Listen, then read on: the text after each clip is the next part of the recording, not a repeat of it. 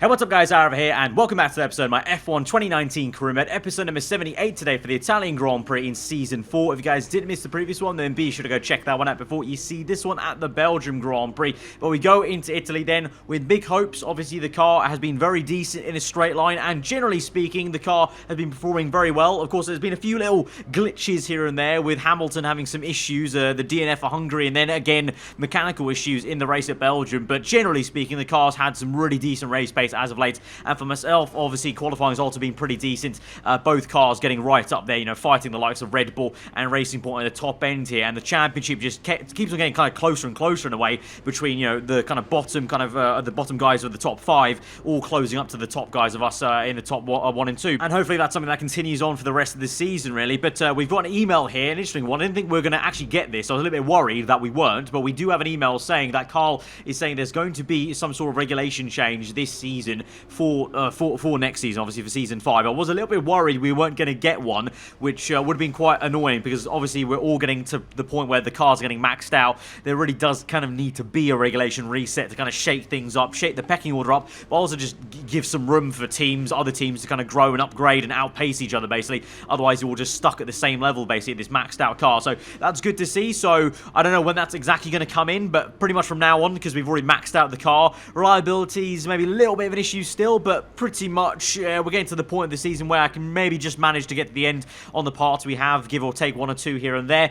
So I think we'll just be saving points and resource points. Of course, I don't actually know what I'm going to be doing for Season 5, what my plans are. Will I be staying with this team? Will I be moving? But either way, I'll be saving resource points just to help this team out in the regulation reset, no matter what the case is. Because, of course, unfortunately, the AI can't do their own upgrades when you're in control of the team. So it's only fair that I kind of save up points to help Mercedes, no matter what I do going into the new season in terms of regulation change from Abu Dhabi to Australia for that new year. But we're going to get into qualifying then and see how we do over one lap. Obviously, the tempo of speed, hopefully we can cause an upset to the Italians. Ferrari haven't been looking too pacey as of late, so I'm sure they won't actually be anywhere near the top. I think it'll be more of a case of fight between ourselves, Red Bull and Racing Point, and maybe McLaren, but they look quite slow at Belgium, to be fair, so we'll see about that. But let's just go to Saturday and see how we do. The pit lane will be open shortly, which means it's nearly time for qualifying for the Italian Grand Prix here in Monza.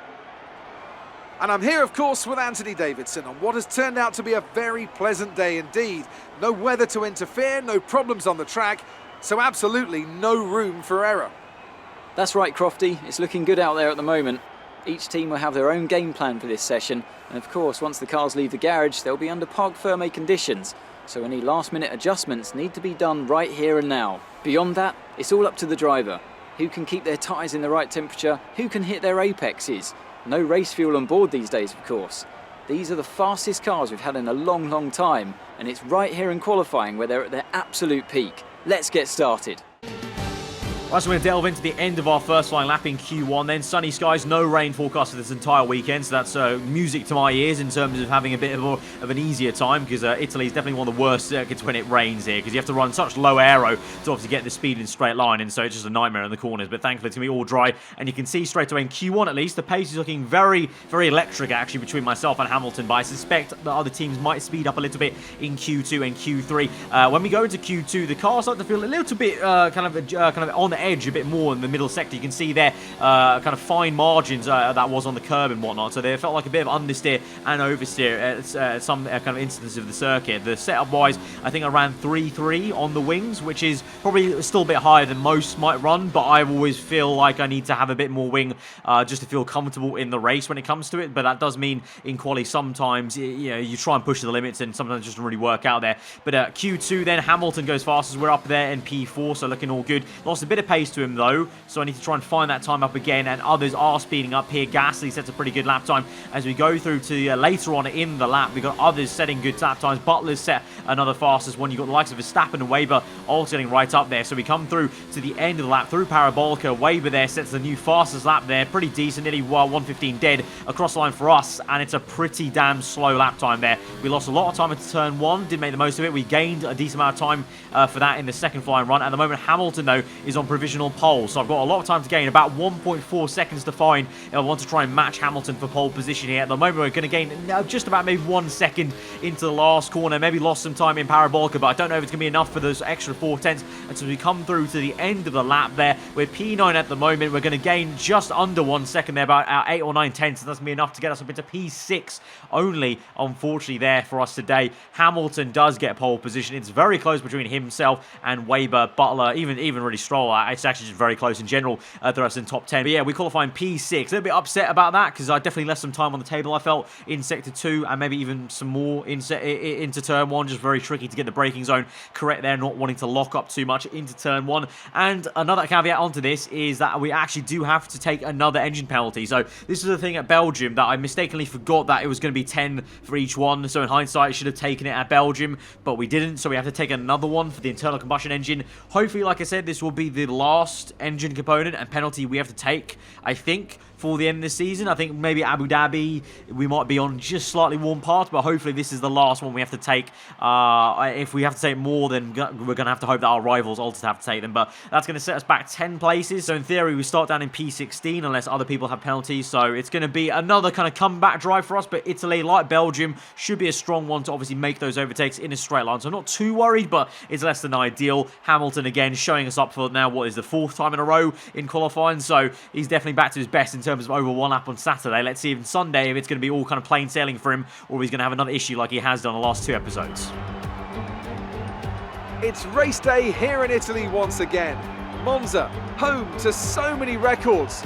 The smallest winning margin, for example. Do you remember in 1971, Peter Gethin beat Ronnie Peterson to the line by 1/100th of a second.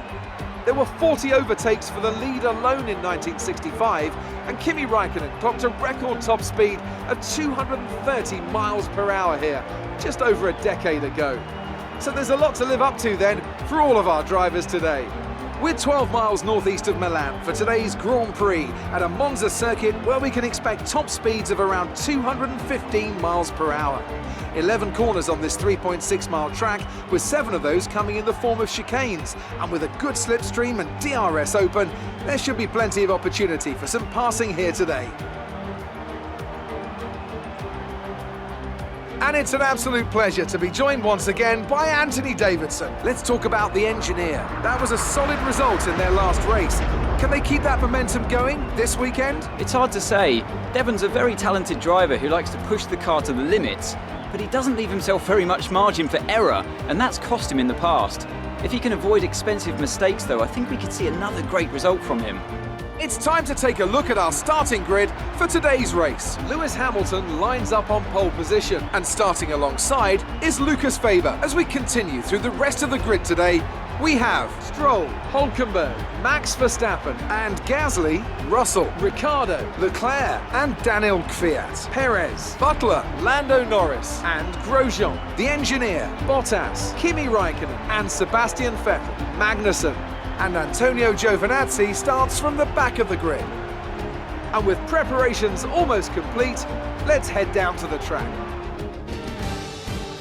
Alright, so here we are then on the grid in P15 there. Giovinazzi with a grid penalty, so that bumps us up 1 place, but that won't really matter too much in the grand scheme of things. But in terms of the race strategy, then it will be a one-stop, of course, with the tyre levels, especially Monza anyway, even at Season 1 level or tyre wear levels is a one-stop here from the soft tyres to the mediums. It's going to be more about the slipstream and how we kind of manage the traffic, really, more so rather than the tyre wear in this Grand Prix. But let's get into this then. From P15 on the grid, my teammate Hamilton on pole position to 5 red lights to the Italian Grand Prix, and we're underway. Initially a good getaway there, but bogging down in 2nd and 3rd gear, wanting to try and get across the right-hand side. To my surprise, not many cars actually jumping me on the right there, because you can see how far away we are from Romain Grosjean there, at least in the Haas car there. But we try and nip it down the inside as many cars as we can, up into P13, side by side with Lando Norris, and Sergio Perez already overtaken there. So the McLarens, they looked so quick, only about 5 episodes ago, and then the last 2, especially the last 2, they've looked so slow. Like Belgium, they were nowhere.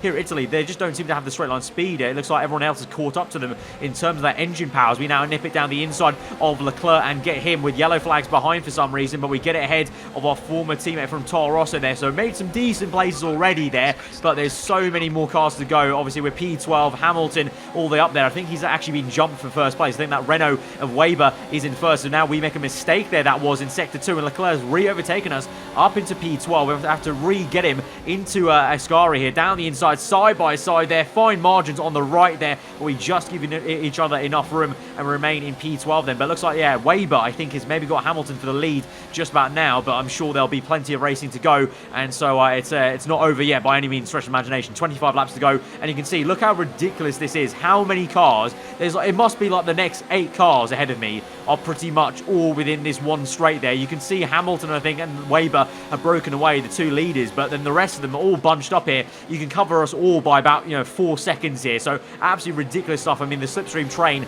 is just a madness on this track, let alone with maxed out cars when we're all so close together.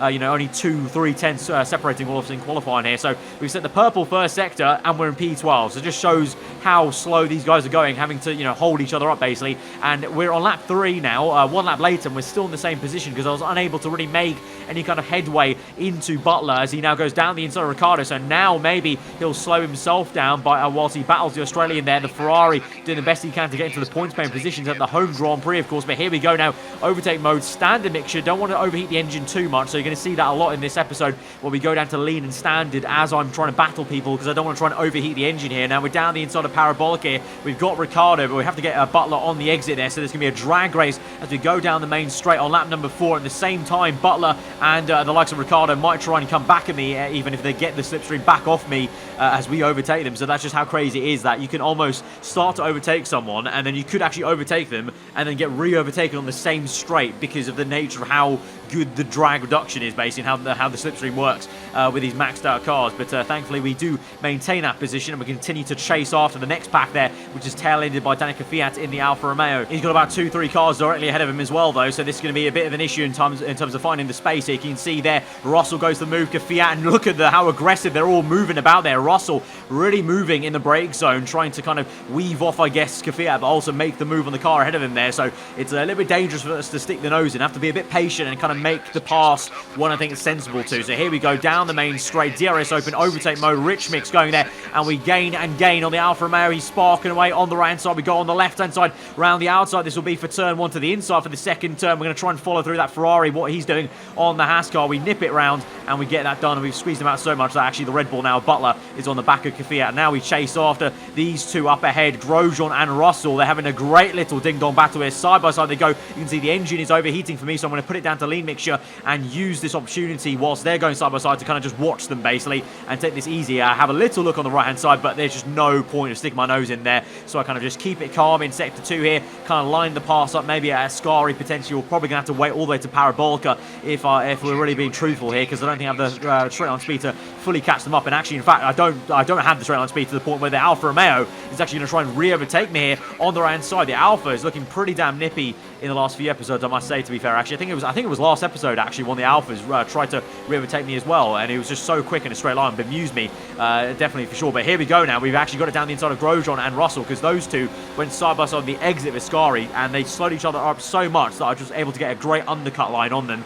And then you can see they have massive, it's like almost like a beehive of Formula 1 cars behind me there, of the Ferrari, the Alfa, the Haas and the Red Bull. They're all closing up. Obviously now I'm the one without DRS, but I'm using overtake mode, rich mix, trying to also weave about from left to right here, trying to break the slipstream. You can see again, I'm going to go from the right to the left now to take the brake zone there, and there's a little bit of carbon fibre that's flown off there, I think, one of the cars, and we live to just fight another day once more. But Fiat comes back again, so that Alfa is really quite wanting the fight here basically, and is wanting to re-overtake me there. So he gets me done to the inside. To be fair, I made it quite easy, because my thought was, he gets it to the inside, I'm just gonna have to try and re-slipstream him basically into lap number 8 there, down the inside of Parabolica. No point trying to stay ahead of him at Ascari, because he's going to get another tow into Parabolica. He's going to get DRS again. So again, it's a bit of a drag race as we move on to the next straight here on lap number 7 onto lap number 8. He's going to get DRS, I think. Yeah, he's going to have DRS, but we have hot lap mode, overtake mode, and I think we'll just about stay ahead of him there, because he kind of got caught up behind me so much that I think he had to lift off on the exit of the corner. So that definitely helped me out for sure to keep that position ahead. But now we move on to lap number 9. Thankfully, I did break the DRS of Fiat, and now I'm getting on the back of Pierre Gasly, then the Red Bull car, and then after him, it'll be the top 4 positions, or top 5 rather. And this move right here on lap number 10, you're going to see the raw pace of our car versus the Red Bull without DRS there, where we were so far back from Gasly there, got the move done, up into P6, just about slowed down there into turn 1, and now ahead of us is Verstappen. I think he's chasing after the likes of Hulkenberg and onto the other racing point of Lance Stroll. So both racing points looking very good indeed, and the Renaults once more looking a bit more like they did at the very start of this season where Weber dominated. I believe it's still Weber and Hamilton battling for first and second. Hopefully for our sake, for the team's sake, that Hamilton can be the victor there, but we'll just have to see how it ends up at the end of the Grand Prix. But we catch up then to Hulkenberg. My engineer just told me though he's got some sort of issue with his car, so I don't need to worry about it too much in terms of being very aggressive with him, but it did actually annoy me a little bit that he slowed me up in Parabolica there because he was so slow. But now we go for the move there with DRS open, and now we'll have to chase after Lance Stroll, so that's one less car to worry about. So already P5, and obviously we're yet to make our pit stop here, so this is a legit P5. There's no kind of out of sync of the strategy or whatever. We just about slowed down the car that time, really taking some liberties there in the brake zone that time around lap 11. So already top 5 position here, and hopefully we can try and challenge Verstappen and Stroll in the next phase of this GP, or if not by the time we get to the pit stop phase. So so far I would say the comeback's looking pretty damn decent. Obviously the cars have got some decent pace with Hamilton being so far out ahead there. But as we move on past lap 11 onto lap 12, that was the lap my engineer did want me to pit in, but I'm going to keep on going for a little bit longer because these tyres don't feel too bad, and I feel like we're going to gain some more pace here by just trying to eke these out rather than going on a set of medium tyres. And the same can be said with Stroll and Verstappen staying out there. Hamilton does come in on this lap 12, so I am forced to go in for one more, to go longer, one more lap on lap 13. That's fine by me. Looks like Stroll and Verstappen will both come in, so it's really going to be a case of can I make an overcut work. We get into first place now. It's a 1-2 for Mercedes for a brief few seconds here, but now we just push in on that lap then and come in for our set of medium tyres, and it's the question of how did Stroll and Verstappen go. Like if those two are still very close together when they came into the pit stop, so if they fought enough on the exit on that outlap of theirs, we might be able to close up on them and actually maybe even jump them. Let's see, as we now have a decent pit stop with about 2 seconds there for the Mercedes team onto a set of yellow wall medium tyres right to the end of the pit lane. Then that'll be us for the end of the Grand Prix. But let's look on the left hand side.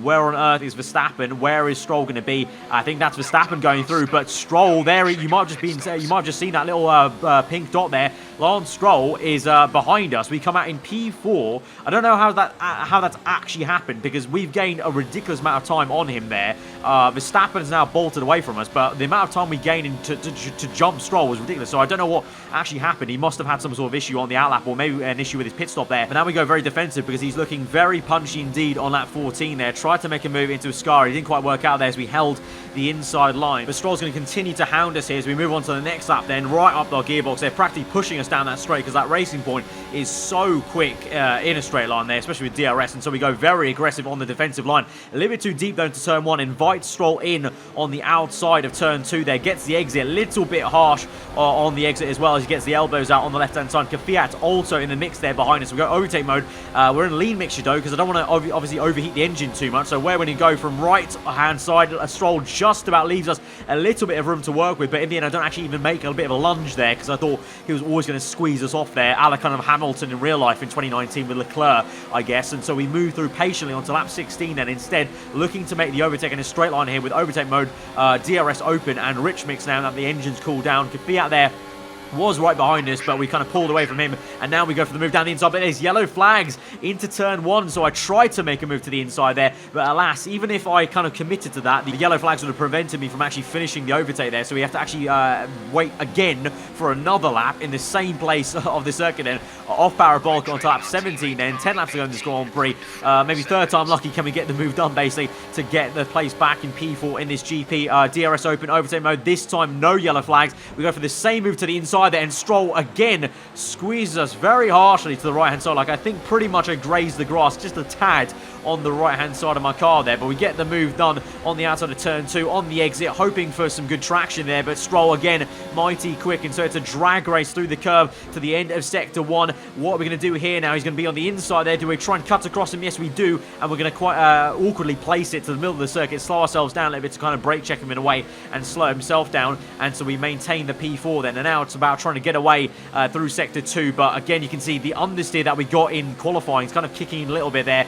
as the tyre wear maybe kicks in, or just the fact I just went a little bit too quick into that right-hander. And so now we look behind us again in the mirrors, trying to see where Stroll is. Where is he going to place his car? We're going to go to the outside this time. Stroll to the inside. We're going to brake a little bit early, though. Let him go a little bit too deep on purpose and try and cut him for a tighter line there through Ascari on the exit. Then slam on the power and then into Barabolka once again. So for the 4th time, we'll overtake him in this part of the track. But I'm hoping one of these times I can basically then break the DRS toe. That's what needs to happen. If it doesn't happen, he'll be basically in the slipstream the entire rest of the race. So we need to break the toe at some point here. But here we go now. 4th time now on the same straight. Gets a little bit repetitive, I can't lie, but it's just the way Italy goes on the F1 game, especially with the maxed out cars. So here we go. DRS there. None ERS. Trying to save some ERS for the rest of this lap. Trying to push away from him through turns 1 and 2. And hopefully now this is the one we can get away. 9 laps to go. Push hard now. And thankfully that was going to be the break in the deadlock there as we move on to the last lap of the Grand Prix. Stroll nowhere to be seen as Gasly now is the one in P5. But Lewis Hamilton goes on to win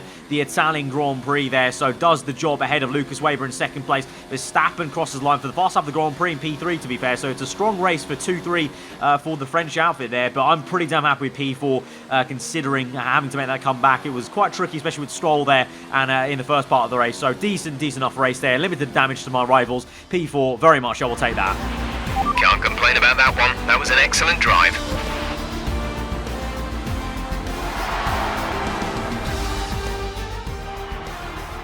That's it for another Grand Prix and a fantastic win for Mercedes. Tell me, Ant, how did they manage to achieve this win? Well, they certainly stood out as a driver with tons of confidence on the track. I think their ability to keep their cool, even during some of the more hectic parts of the race, meant they were able to capitalise on the mistakes of other drivers, giving them the opportunity to make their way to the top spot with ease.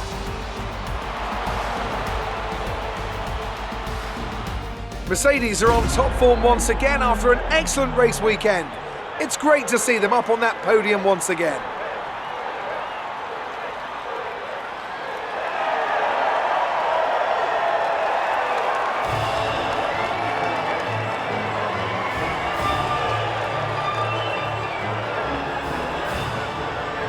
So Hamilton finally gets another win then after getting very unlucky in the past there with the DNFs and the mechanical issues at the Hungarian-Belgium GP. Fair play. Looked like he had the raw speed for it already the entire race there, but we still maintain a decent lead now to Sergio Perez. Of course, it really helps out that Perez and Gasly, especially Perez, have really not looked that quick in the last 2 episodes, so that's massively helped me out. I mean, the other guys, Weber, Verstappen, Hamilton, those guys that have been on the podium as of late, they're the ones that had a lot more catching up to do in terms of points to the top end of the championship. So even though they're gaining points on me, I'm still gaining points on 2nd place effectively, so it's all working out quite well. And for the constructors, well, after that 1 and 4, it's us taking the lead of the constructors, so mighty stuff there for us as a team there, building the momentum, I think. Even though, obviously, yes, we've had some mechanical issues, the momentum's still be building, I think, as a team in terms of just the raw speed that we have. It's just about trying to finish the job like we have done today with Hamilton in that case, and hopefully Singapore, both of us can be right up there for a strong finish there, but we're just going to have to see about that. But we get some extra points from the contract objectives that will help us out for the R&D reset later on in this season. So all in all, pretty decent episode. Of course, I would have loved to be right up with Hamilton battling him, but engine penalty had to be taken. But now we've taken that, hopefully I don't foresee us seeing having to take another penalty for the rest of the season. I hope not, and it means we can just fight right at the forefront, hopefully, there with Hamilton and the likes of the Renaults and Red Bulls there. But guys, if you did enjoy this episode, then be sure to hit that like button. Let me know what you thought in the comments below. If you are new around here, subscribe for weekly F1 content. I've been aarava. Hope you enjoy the rest of your day. I'll see you guys next time. Goodbye.